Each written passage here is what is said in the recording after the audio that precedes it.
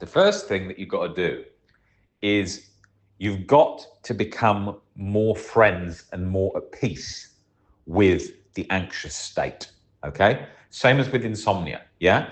You've got to get more at peace with that, because otherwise your mind has labeled that and behaviorally sees it as a negative thing, a very bad thing, right? And that becomes a problem, okay? So that's the same with OCD. You've got to come towards it like that, instead of, oh my God, this is the worst thing in my life, I've got to get this solved now and recover. Please, please, please help me, help me, help me, which I know that's sheer panic. I was in that when I first was stuck in the recovery journey. And instead, when you're in that position, thinking to yourself, hold on, actually, I'm going to sit here with this discomfort now. I'm going to see that I'm a human going through a difficult struggle at the moment with something, but realistically, if I'm just sitting there, things are usually okay, right? And being friends with that state, and that's the same with insomnia, you've got to be friends with the wakeful state. The people view it as dangerous, like, oh my God, this can be bad for my health. Whoop watchers also is bad. Like, I haven't met anyone die from like not getting enough sleep, right? In terms of like dropping down dead from a heart attack or stroke. Like, the body is pretty good at actually just sitting there, even if it's a bit uncomfortable, right? It will get the sleep it needs, right? Even if like it's choppy and it's all over the place and it's a sort of 4.5 hours choppy sleep, a sleep guy will say, no, you need to have 8. That's not true. That's not true at all, right? Like, Nick tomorrow is hiking and he's in his car. I think he'll probably get like 2-3 hours sleep and then he'll hike all day. I'm sure he's going to live. And you've got to change that view of it. So like, when you're in bed and you've got palpitations, you've got panic attacks, whatever, just think, this is exactly where I need to be. This is okay right here.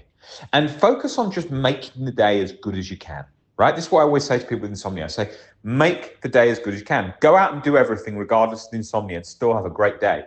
Because then when you look back at it through life, you say, God, that was still an amazing time. Oh, and I had that terrible insomnia, but I still did all those amazing things. And then your relationship with insomnia changes. And that's the same with anxiety. If you start doing things even when you're feeling bad anxiety, your relationship changes. And example I use is when I was about 17, 18, I had very bad OCD, all guilt and harm. And I decided to watch Silence of the Lambs, the film, for the first time because I saw it recommended in some film list.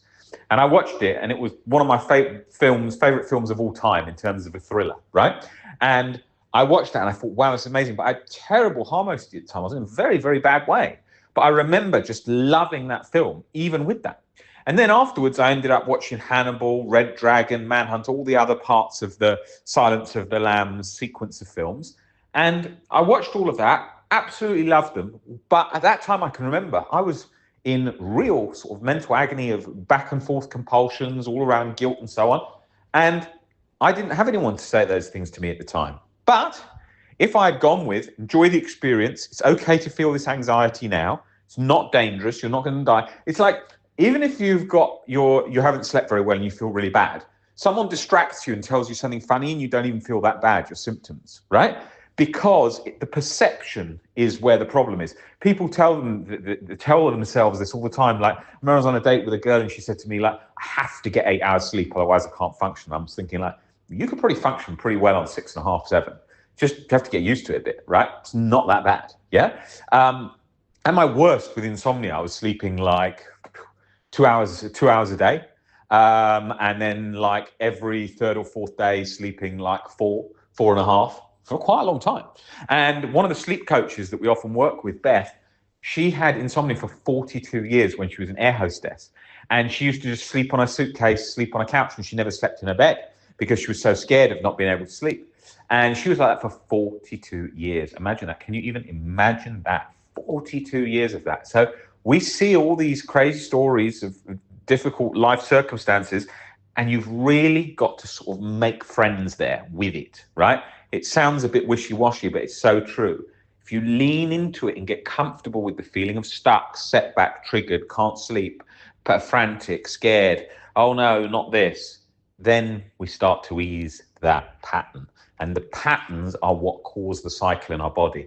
So we're just building a new pattern that's a pattern where we're actually going towards it and enjoying it and interpreting it differently and enjoying the opportunities we have. And then we're not in a constant chronic self-defeating, backing off, running away, internal unwillingness, which we do tend to find ourselves in with these disorders.